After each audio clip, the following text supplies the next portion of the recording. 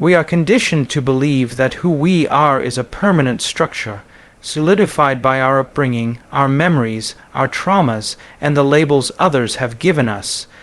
But that belief is the very prison that keeps us repeating the same cycles over and over again. What if I told you that your identity isn't fixed, it's chosen? What if you're not stuck? You're just memorized. Every single thought you think, every emotion you rehearse, every behavior you repeat is writing the code of your personality. And your personality is creating your personal reality. You are not simply a product of your past. You are the architect of your becoming. Most people wake up and immediately remember who they think they are. They check in with their emotions, their habits, their limitations. They identify with stress, worry, lack, or guilt, not because they want to, but because they've practiced it. Their body becomes addicted to the familiar chemical states associated with the past, and soon enough, the mind is no longer in charge. The body is running the show. That's not identity, that's automation. And if your body is living in the past, and your mind is reacting to the same emotions day after day, then your future is just a rerun of your history. The loop never breaks, not because it can't, but because you haven't yet chosen to become someone else. But here's the truth. The moment you choose to change your energy, the moment you choose to stop identifying with your scars, your failures, or your circumstances, the quantum field responds. Your biology begins to reorganize. New neural patterns begin to wire together, and in that space, between the known and the unknown, new version of you starts to emerge. To choose a new identity, you must first become aware of the one you've been unconsciously wearing. You must observe the inner dialogue that says, "I've always been this way," or "This is just who I am." That voice is not your truth. It's your conditioning, and it can be rewritten. Identity is not something that happens to you. It's something you can design, sculpt, and breathe life into with deliberate intention. Visualization is not wishful thinking, it is rehearsal. Every time you imagine the version of yourself that is healed, confident, abundant, loving, creative, grounded, that version begins to feel real.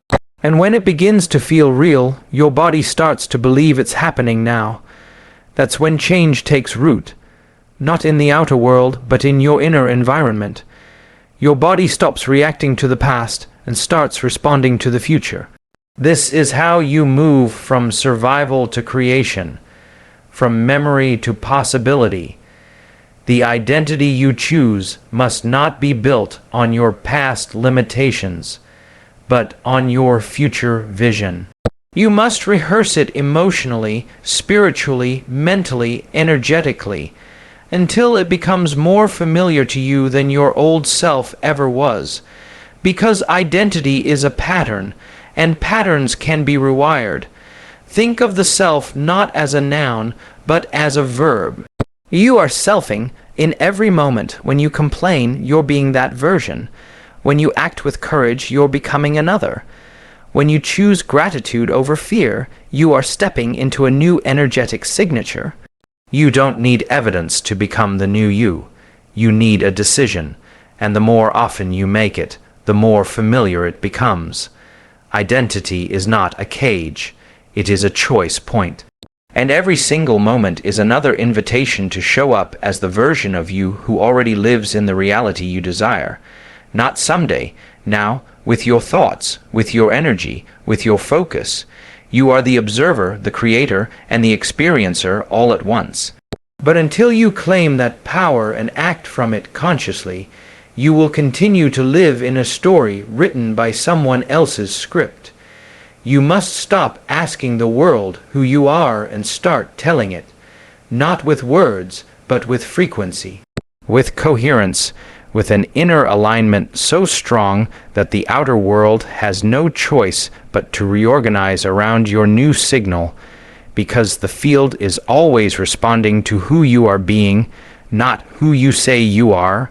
And who you are being is nothing more than the energy you've decided to live in, breathe in, think from, and feel through. That energy is not determined by your past. It is chosen moment by moment, breath by breath, intention by intention. The question is not, can I become someone new? The real question is, are you willing to stop being who you've been? We are electromagnetic beings. Every thought you think sends a signal out. Every emotion you feel draws a signal in. Your energy is your broadcast, and the universe is not listening to your words. It's tuning into your frequency. You can say all the right things, affirm the perfect mantras, smile in the mirror, and recite your goals like a script.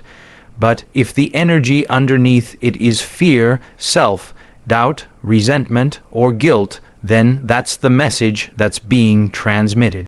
And energy does not lie. This is why people don't respond to what you say. They respond to how you make them feel. They respond to what you embody.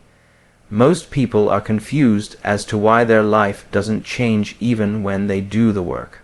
But the work isn't about outer performance, it's about inner coherence. You can meditate every day and still operate from lack. You can journal every night and still vibrate with victimhood. Your results are not reflections of your actions alone. They are reflections of your alignment. When your heart and your mind are in conflict, the field responds to the louder signal, and that signal is always emotion. Emotion is energy in motion. It's not what you want. It's what you believe you deserve that becomes your magnetic pull. And belief is not a thought you think. It's a state of being you rehearse until your body memorizes it as truth. This is why healing doesn't come through intellect. It comes through frequency. The body doesn't speak language.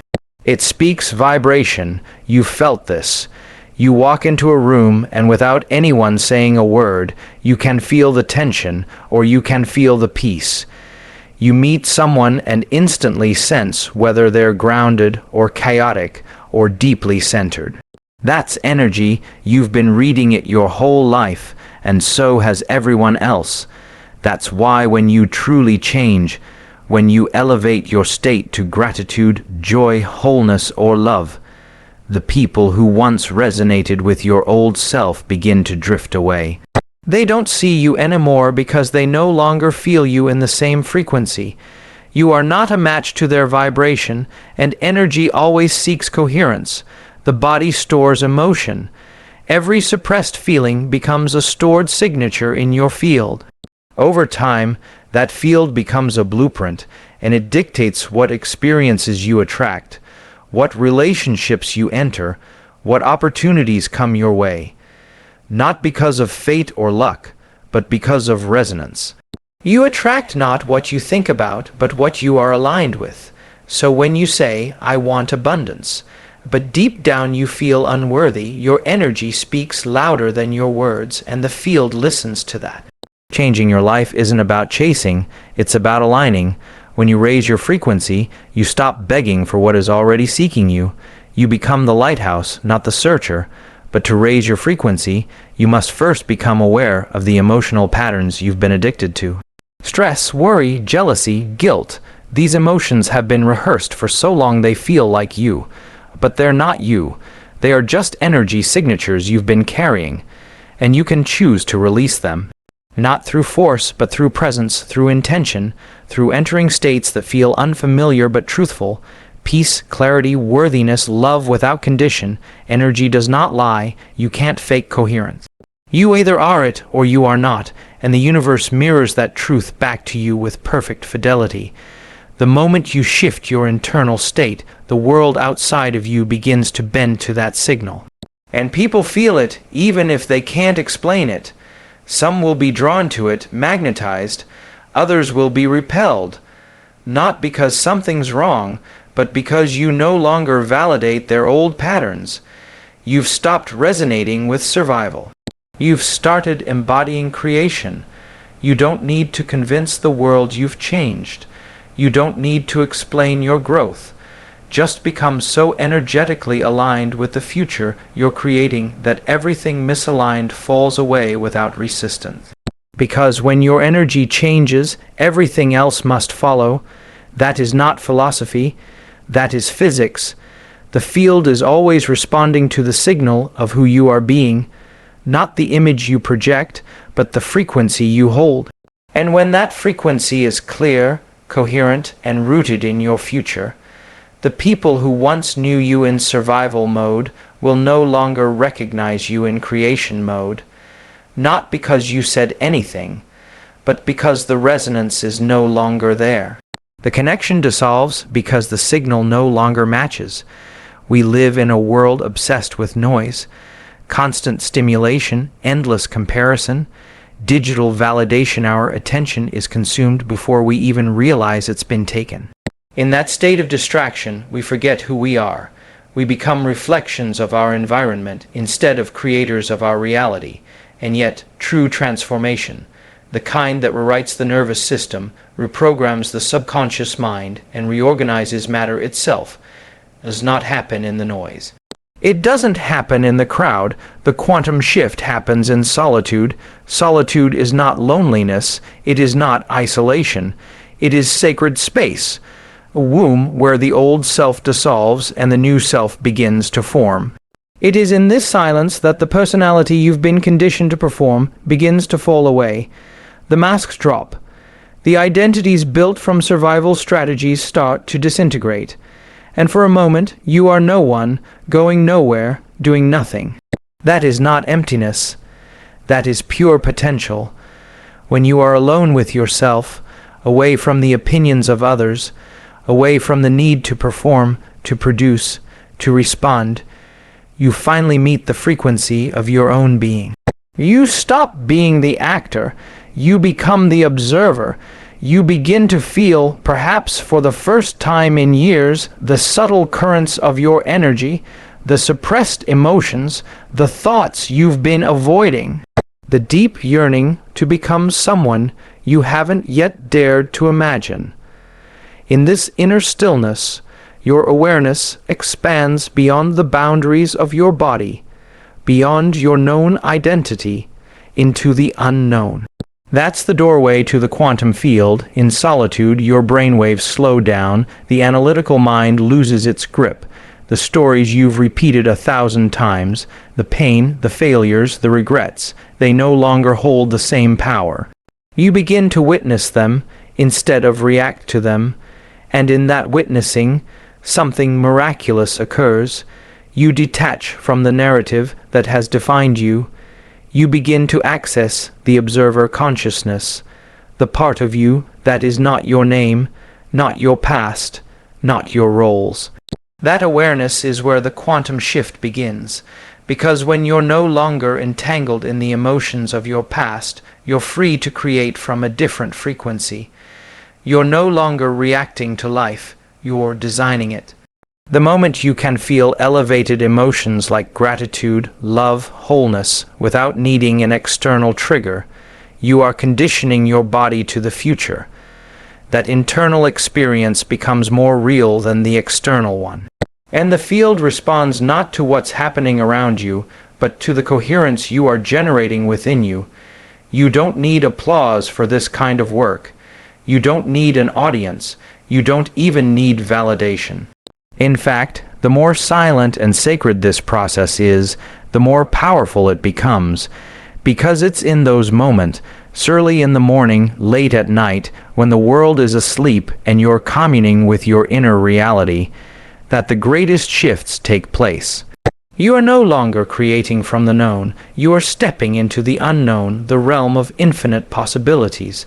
That's where the quantum lives. Not in logic, not in repetition, but in surrender. In solitude, you become the alchemist. You take the lead of your past and transmute it into the gold of your future. You feel the emotional signatures of your desired reality before it ever materializes, and in doing so, you collapse time. You make the future feel familiar, and the body, which once memorized the past, now becomes a living instrument of your future self. Every cell begins to tune itself to that new signature. You are broadcasting a new signal into the field. And the field, which always responds to coherence, begins to align people, opportunities, synchronicities around your new vibration. This is not something that can be taught in a seminar or achieved through performance. It cannot be outsourced. It is the kind of inner evolution that requires stillness, discipline, and surrender, not to the external world, but to the deepest truth within you. Because only in solitude do you become truly aware of the energy you've been living in. And only in that awareness can you make the conscious decision to choose differently, to choose again, to elevate. No one can walk with you into that silence. No one can cross that threshold on your behalf. You are not waiting for the world to give you permission. You are stepping out of the timeline that others recognize and into a new version of yourself that only you can access through intention, emotion, and presence. Because in the end, the most powerful transformations do not come with noise, they do not require fanfare, they occur quietly in the unseen where only energy speaks. And energy never lies in silence. There comes a moment in every journey when the past no longer fits. The stories you've repeated, the roles you've played, the limitations you've accepted, they start to feel like clothes that don't belong to you anymore. The weight of who you've been begins to feel heavier than the unknown of who you could become. That's not coincidence. That's the call of your future echoing louder than the memory of your history. Most people live their lives chained to the past, not because they're incapable of change, but because they've become loyal to their old identity. They replay the same emotions, make the same choices, tell the same stories, and expect a different outcome. But reality doesn't bend to repetition, it bends to resonance. If your energy is anchored in guilt, regret, or fear, then the field around you simply mirrors back more of the same. Because energy follows attention, and attention trapped in the past creates a future that looks exactly like yesterday. The shift begins the moment you stop asking, "What happened to me?" and start asking, "Who am I becoming?" Your history may have shaped your personality, but your future is shaped by your frequency. And when the frequency of your desire becomes stronger than the pull of your familiar emotions, you begin to tune out the noise of the past. You no longer react, you respond, you create, you begin to break the pattern. Your nervous system has memorized your history. It has memorized stress. It has memorized struggle. And unless you consciously intervene, it will default to those patterns even when they no longer serve you. But your body is not your destiny. It's a servant to your state of being. You can train it to respond to a new emotion. You can teach it how to feel the future before it arrives, not intellectually, but viscerally. That's when your biology begins to follow your intention. This is the turning point, when you become more in love with your vision than you are loyal to your wounds, when the image of who you are becoming lights you up more than the memory of who you've been weighs you down. Your future doesn't live in your to-do list. It lives in your vibration, in your heart, in the elevated emotions you choose to embody before the evidence shows up.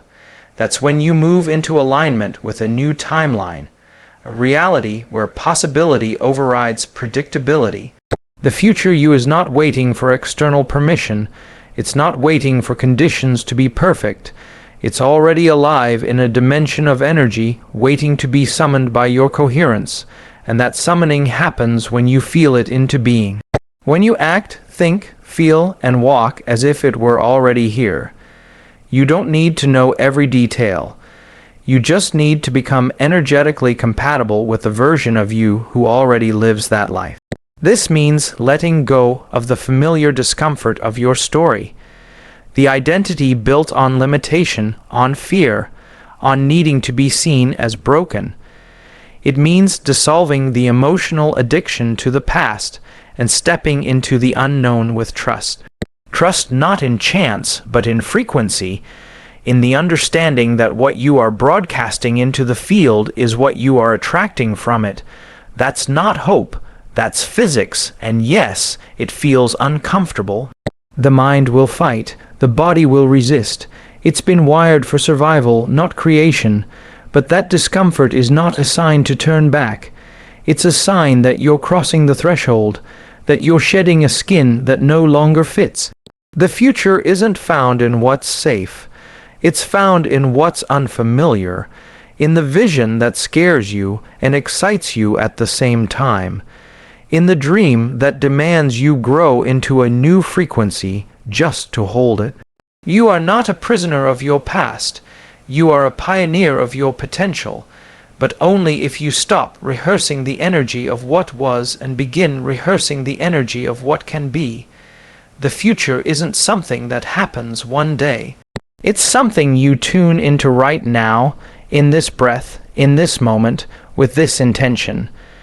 Because right here, the field is listening, not to your history, but to your signal, not to what you've been through, but to who you've decided to become. And when your signal becomes louder, clearer, more elevated than the pull of your past, you enter a new reality, not later, but now. Transformation is not change on the surface. It's not cosmetic, and it's not performance. True transformation is death, not of the body, but of the identity that has kept you limited, stuck, predictable, and rehearsed. You must die to who you were if you ever wish to live as who you are becoming. The old self does not walk into the new future. It has to be left behind. You cannot take your past into your potential, and yet most people try. They try to drag the same fears, the same stories, the same emotions into a new chapter, and wonder why nothing ever feels different. They speak the words of a new reality, but they think the thoughts of an old one. They visualize abundance while feeling lack. They affirm love while vibrating rejection. They set intentions for health while staying addicted to stress. But energy doesn't lie. You cannot fake coherence. Dying to who you were means dismantling the old architecture of your mind. It means becoming aware of the subconscious programs that have been running the show while you thought you were making conscious decisions. It means exposing the automatic patterns, how you react to criticism, how you chase validation, how you sabotage growth the moment it gets uncomfortable. You must bring those patterns into the light, not to judge them, but to release your attachment to them. This death isn't dramatic. It's quiet. It happens in the stillness of a meditation, in the solitude of early mornings, in the internal pause between the old reaction and the new choice. The old you was built through repetition of emotions, behaviors, beliefs. So the death of that self is also a process. It's not one moment. It's 1,000 small moments where you choose differently, where you no longer give your energy to what you want to outgrow, where you stop being loyal to your pain, your excuses, and your limitation. The old self wants survival. It wants familiarity, comfort, and predictability. It doesn't care if it's unhappy. It just wants to keep you safe, and so it clings to your identity like armor. This is just how I am, it says. This is what I've always known. But that voice is not truth. It's memory, and memory is not destiny. To die to who you were, you must interrupt the signal. You must feel the pull of the old behavior, the urge to argue, to defend, to numb, to prove, and do nothing. Sit in the discomfort, breathe into the unfamiliar. That moment of stillness is the burial ground of your old identity. Each time you don't react the way you used to, you are disassembling the neurological framework of the past. Each time you choose presence over programming, you are liberating your future from your history. The body won't like this. It has been conditioned by emotion. It knows how to be anxious, how to be angry, how to be guilty. It has rehearsed those states so many times they've become chemically familiar.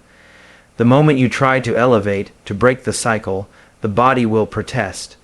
It will want to return to what's known, even if what's known is pain. That's not a sign you're failing. It's a sign you're awakening. The old you must die, not in shame, but in gratitude. That version of you was doing the best it could with the level of awareness it had. But you're not here to repeat patterns. You're here to transcend them. You're here to evolve into a new electromagnetic signature, one that no longer pulls from the past, but generates from the future. That future lives in the field, and the field does not respond to what you want. It responds to who you are being. Who you were was built on repetition. Who you are becoming is built on intention. It is a process of surrendering control and stepping into trust. Trusting that as you let go of the need to be the version of yourself everyone recognizes, you begin to remember the truth that only you can feel. The truth of the self that has always existed beyond your story, beyond your roles, beyond your wounds. This is the path of real freedom, not just rearranging the furniture of your life, but burning the house down so something truer can rise. It's uncomfortable, it's raw, it's sacred, because the moment you release the identity that was built on your history, you step into the unknown. And in that unknown, all potential exists. Change is the invisible energy that moves beneath the surface of your life, shaping realities without needing an audience or applause. When you begin to truly evolve, it's not something you announce loudly. It's something the world notices without you having to say a word. They'll say you changed because you did, not just on the outside, but deep within your energetic core. And that change is both undeniable and uncontainable. People often confuse change with external transformation. The new job, the different hairstyle, the shift in circumstances, but those are merely reflections. True change happens first in the unseen realm of your thoughts, emotions, and energy. It begins when you stop living as a victim of your story and start becoming the creator of your reality. When your inner world shifts, your outer world has no choice but to follow. This is why change can be disorienting, not just for you, but for those around you. When you elevate your frequency, you begin to emit a signal that no longer fits with your old identity. That signal disrupts familiar relationships, patterns, and environments because energy always seeks coherence. People who once resonated with your old self may no longer feel connected to this new version of you, and that's a natural part of the process. They'll say you changed, and they're right, but what they don't see is how much of that change was internal. The hours spent rewiring your brain through deliberate focus, the moments you chose presence over reaction, clarity over confusion, love over fear, the silent battles you fought in solitude, wrestling with your own conditioning to create a new template for who you are. That transformation is not surface level, it's cellular. It's electromagnetic. Change requires shedding old emotional addictions. The body loves what's familiar, even if it's painful. It clings to stress, anxiety, resentment, and limitation because those emotions have become its comfort zone. To change, you must learn to feel differently, to live in elevated states of gratitude, joy, and possibility without depending on external validation. This new emotional state rewires the nervous system, creating a new chemical environment that supports a new way of being. When you consistently embody this new frequency, you become a living magnet for experiences that match it. The field responds to your energy before your mind can fully comprehend the shift. Opportunities arise. Relationships evolve. Doors open and close without your intervention. This is not magic, it's quantum physics. Your energy changes and your reality bends accordingly. They'll say you changed, and sometimes that will bring resistance. People fear change because it threatens their own stability.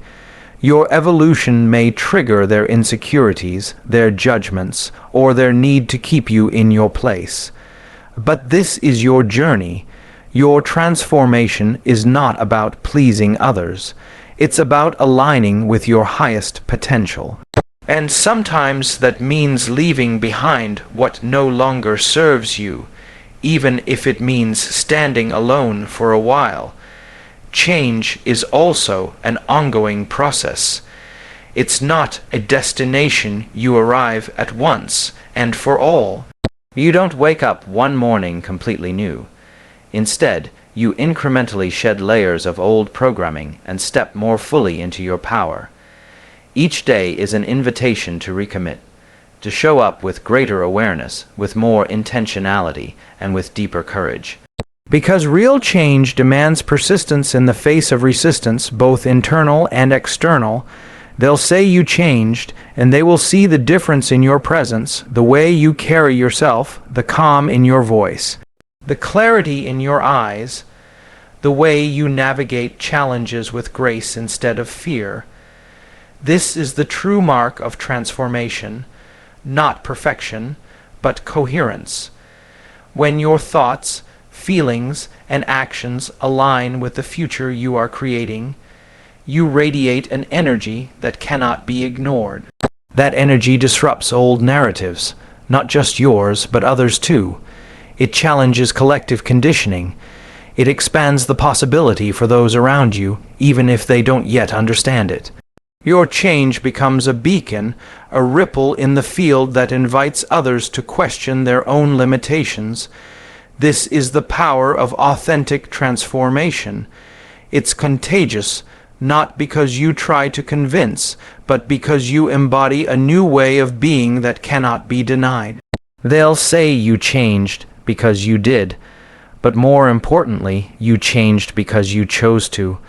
You chose to stop living as a replay of your past and started living as an expression of your potential. That choice is the seed of every miracle. It is the signal that the quantum field responds to long before the external world catches up. And that is the secret.